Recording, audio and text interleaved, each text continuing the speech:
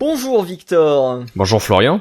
Et bienvenue à tous dans ce nouvel épisode du Courrier de la Sterne. Comme d'habitude, on vous raconte notre petit fait qu'on a trouvé sur les oiseaux lors de ces 7 derniers jours.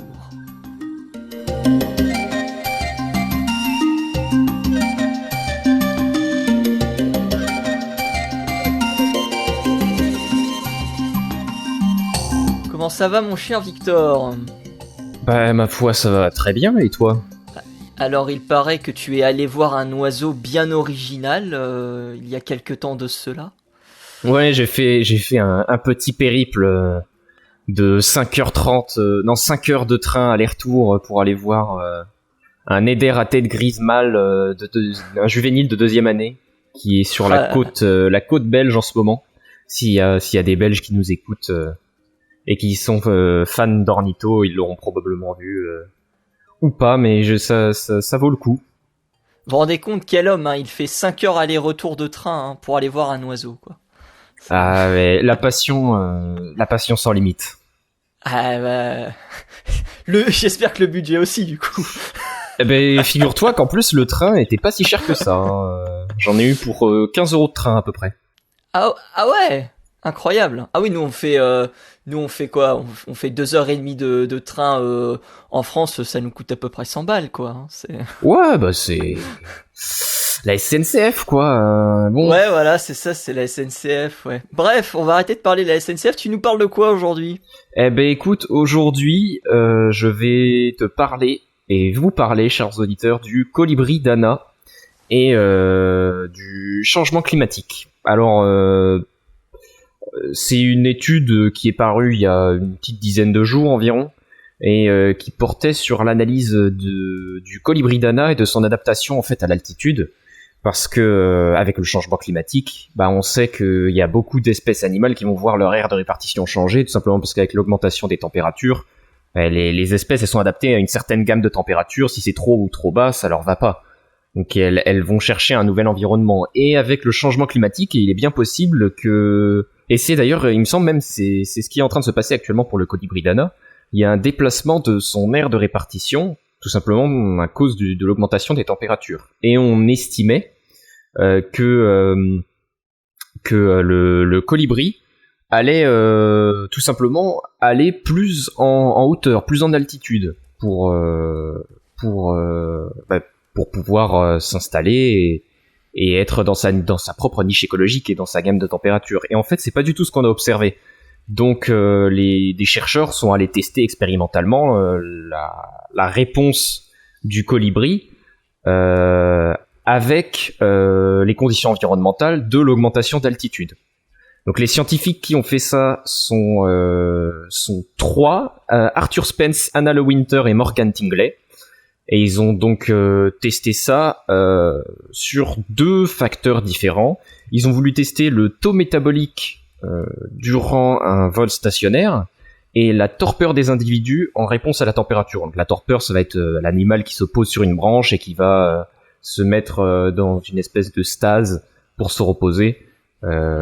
Car comme tu le sais probablement, les colibris ont un métabolisme ultra rapide et là là. Ils peuvent pas se permettre de se reposer tranquillement sur une branche en 2 heures sans nourriture, ils crèvent.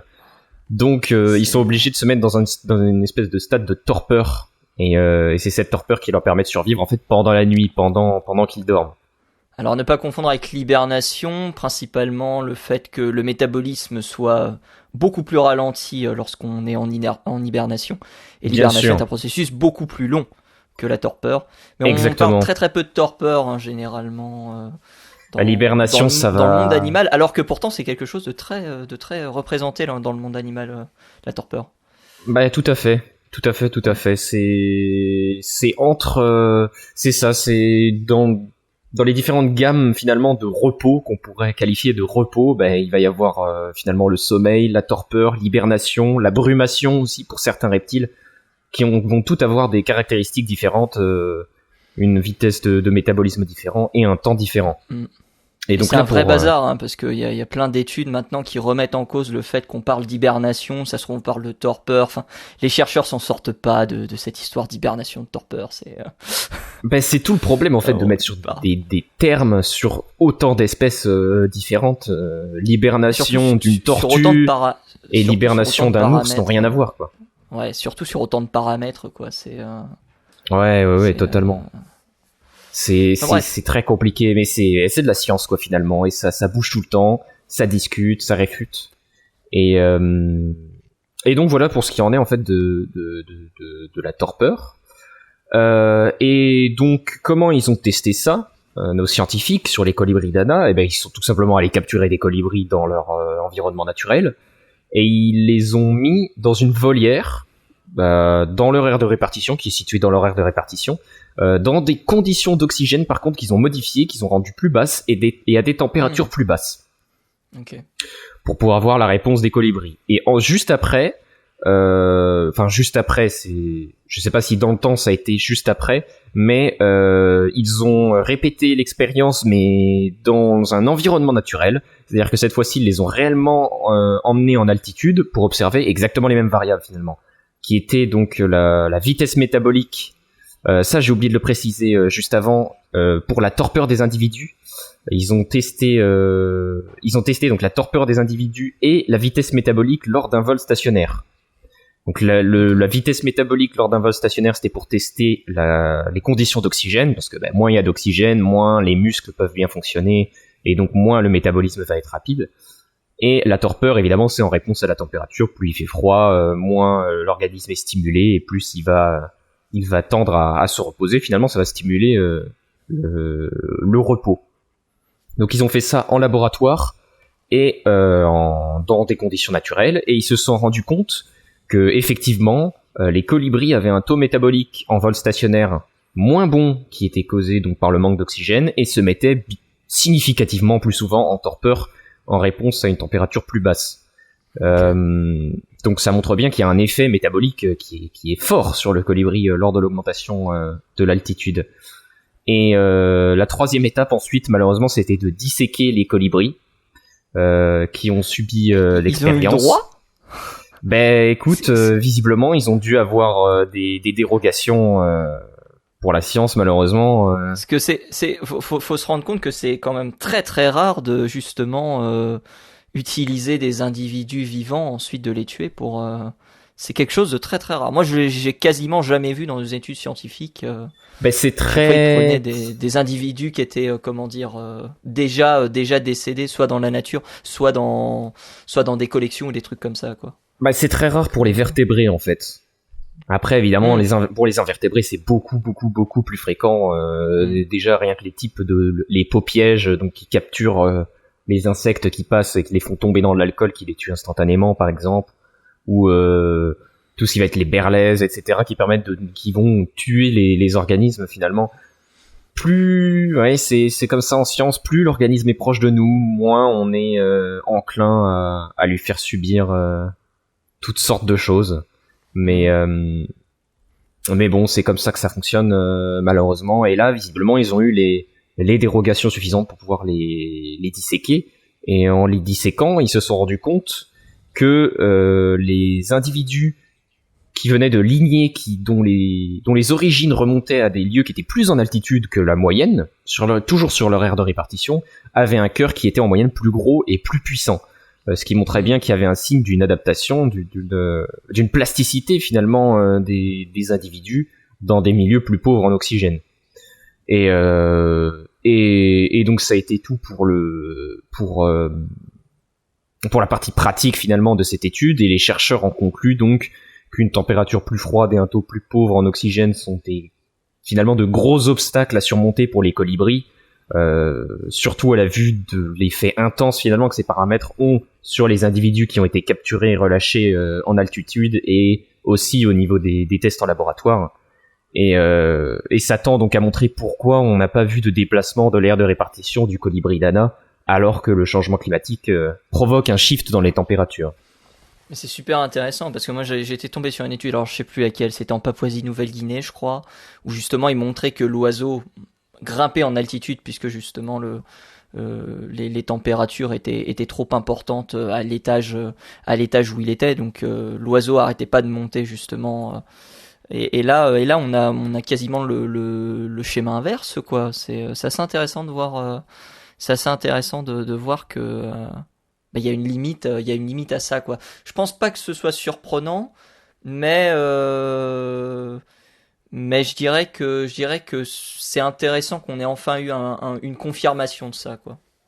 Ben exactement, ça montre bien donc finalement que toutes les espèces sont pas elles vont pas être adaptées directement, elles vont pas avoir de manière innée une adaptation au changement climatique, et ça montre bien que finalement le changement climatique va potentiellement avoir des effets très très importants sur beaucoup d'espèces et sur des facteurs extrêmement variés, et donc il faut ça montre bien qu'il faut prendre action maintenant, des mesures de conservation, etc., parce que on sait pas finalement l'impact sur chaque espèce, c'est très très compliqué de s'en rendre compte.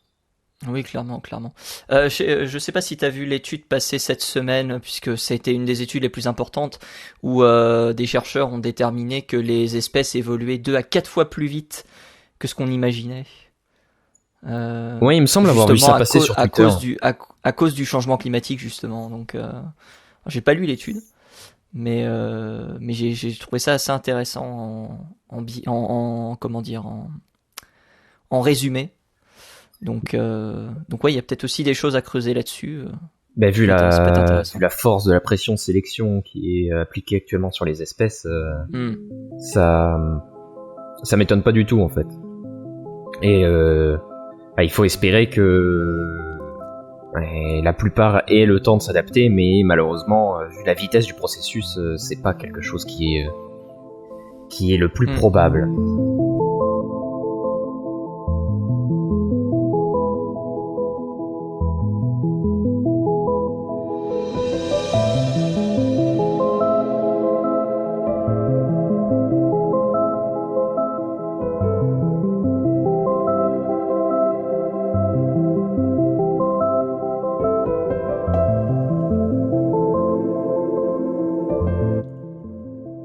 De mon côté, je vais te parler d'un oiseau. Oh, quelle surprise, nous sommes dans une émission où on parle d'oiseaux. Je vais te parler du tui. Est-ce que tu connais le tui ? Je connais le tui, mais je sais aussi qu'il y a beaucoup d'espèces, donc... À ne pas confondre avec le tui, hein, qui est un méliphage. Le tui est une espèce à part entière, plutôt une... À ne pas confondre avec le pitohui aussi. Ah, le pitohui. Hein. Lui, on le confondra pas, mais...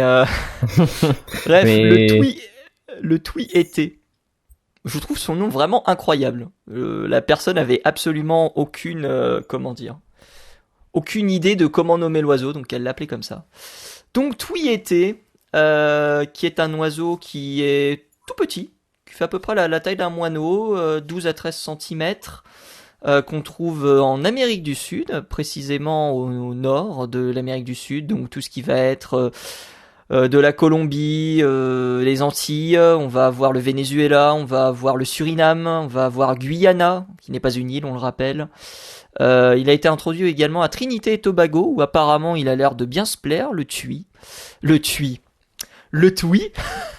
Tu vois, j'ai dit des bêtises. Et il y a une étude qui a été menée en 2011 sur le tui, et les chercheurs en fait voulaient savoir si les oiseaux se donnaient des prénoms. Alors ça c'est très particulier quand même comme question à se poser. Alors du coup, qu'est-ce qui s'est passé ? L'équipe de chercheurs a installé des caméras et des enregistreurs. Ils ont surveillé donc cette population de touis dans une réserve, je crois, si mes souvenirs sont bons, ou dans un centre de recherche, je sais plus du tout. Ils ont analysé environ 5000 cris, donc ce qui est quand même beaucoup des différents perroquets. Et l'objectif, c'était donc de savoir si certains cris étaient, on va dire, donnés par les parents et ensuite gardés par les enfants ou pas. Et pour ça, qu'est-ce qu'ils ont fait ? Ils ont ils ont attendu la période de reproduction des oiseaux.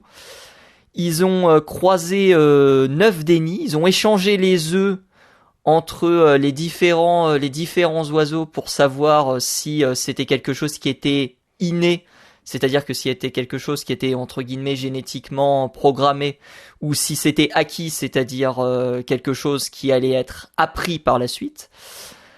Et ils ont déterminé que les oisillons adoptaient des cris de contact très similaires à leurs parents lors des premières semaines de vie.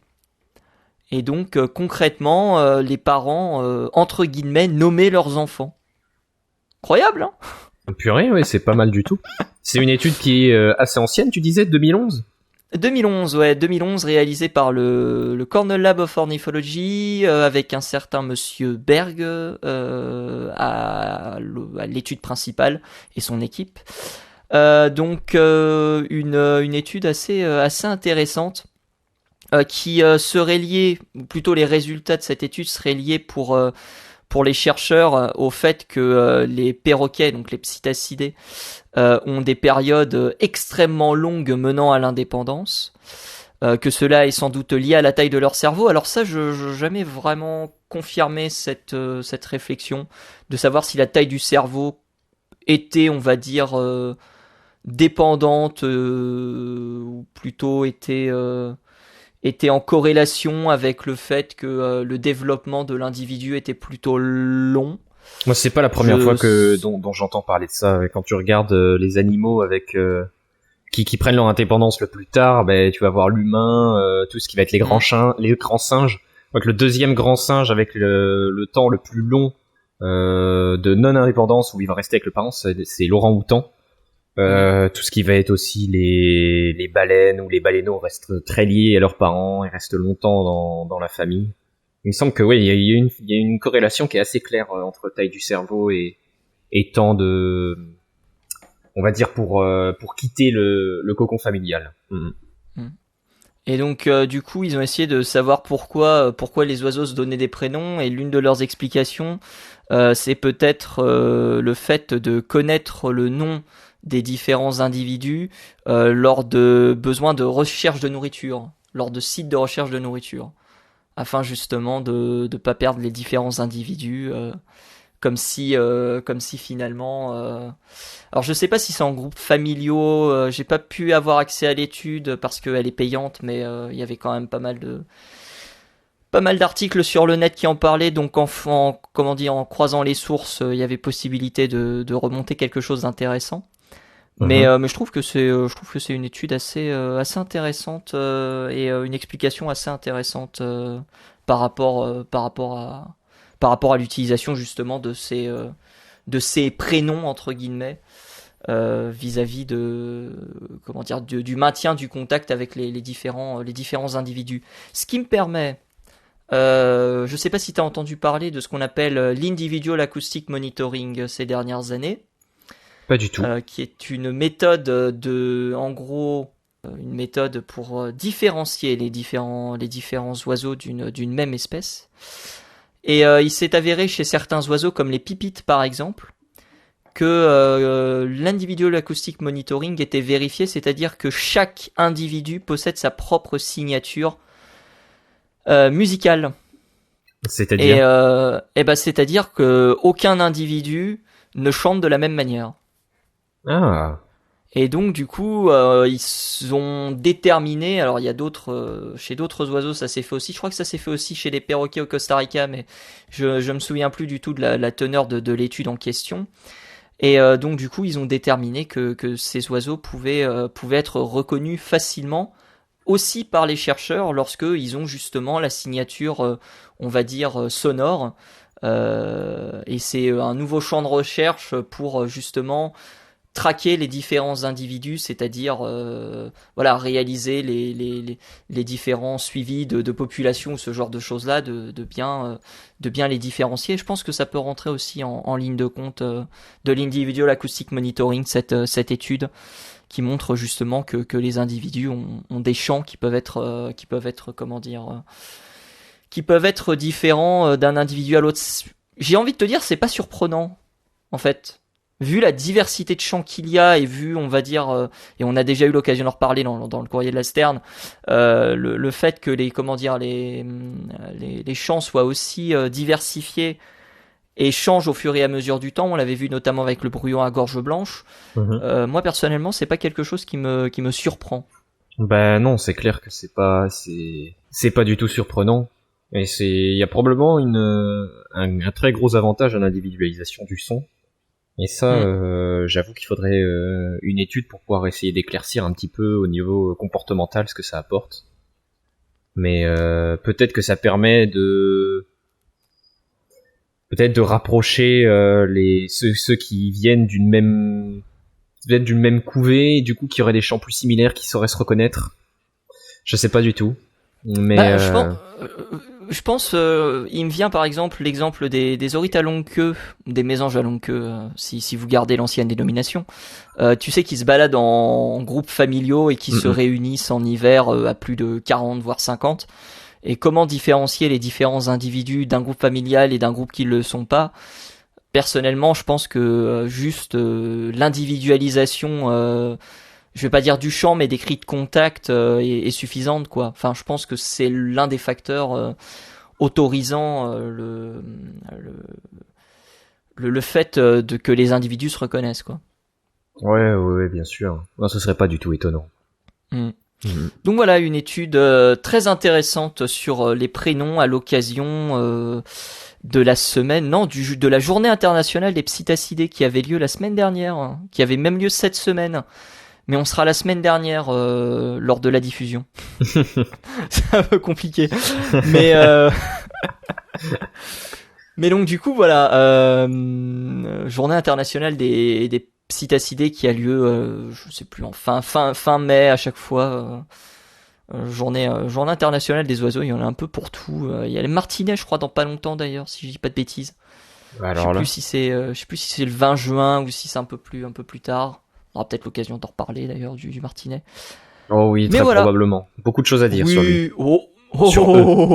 Oui, beaucoup de choses à dire. Mais en attendant, nous on va conclure là. J'espère que vous avez passé un agréable épisode en notre compagnie. J'espère que vous avez encore appris beaucoup de choses sur le monde des oiseaux. Et comme d'habitude, on se retrouve la semaine prochaine pour de nouvelles informations. Peut-être as-tu quelque chose à rajouter, mon cher Victor? Oh, pas du tout, c'était une excellente conclusion, ma foi. Eh bien, sur cette excellente conclusion, on vous donne rendez-vous la semaine prochaine. Salut à tous et salut à toutes. Salut tout le monde.